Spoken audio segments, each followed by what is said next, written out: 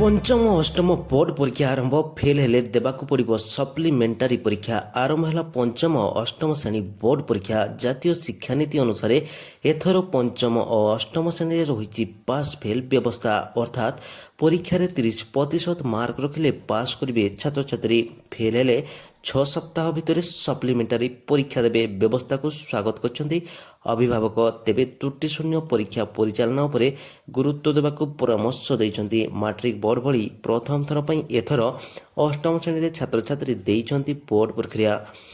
पास पाई दरकार 30% मार्क कम number रखिले fail आउ fail हेले 6 सप्ताह भितर देवे सप्लीमेंटारी परीक्षा सकाल 7टाରୁ 9टा एवं 9:30ରୁ 11:30 दुईटी सिटिंग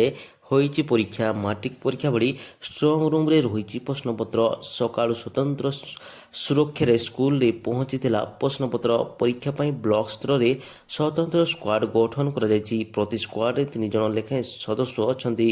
से बड़ी जिला और राज्य स्तर रे मध्य स्क्वाड रहिसंती प्रतिदिन 5ରୁ 6टी स्कूल निरीक्षण करिवे एही स्क्वाड समान भावे पंचम श्रेणी बोर्ड परीक्षा आरंभ होईछि पंचम श्रेणी पिलांक पई 50 मार्क परीक्षा थिला बेले सेथिरु 10 मार्क मौखिक और 40 मार्क लिखित परीक्षा होईछि से बड़ी अष्टम श्रेणी 50 मार्क लिखित परीक्षा होईछि सेथिरु प्रश्नपत्र रे 30 मार्क अर्थात 60% संक्षिप्त प्रश्न रहिता बेले 20 मार्क दीर्घ उत्तरमूलक प्रश्न रही छात्र छात्री मध्य पाठ पढ़ा प्रति श्रृंखला और सचेतनता वृद्धि करिबारे एभली व्यवस्था बेस सहायक हेबा बोली कहिसंती अभिभावक किंतु स्वच्छतार सह परीक्षा परिचालना पई अनुरोध करछंती परीक्षा पर स्कूल स्तर रे विषय अनुसार शिक्षक माने खाता देखिबे मूल्यांकन पर छात्र छात्री को प्रोग्रेस रिपोर्ट दिया जिवो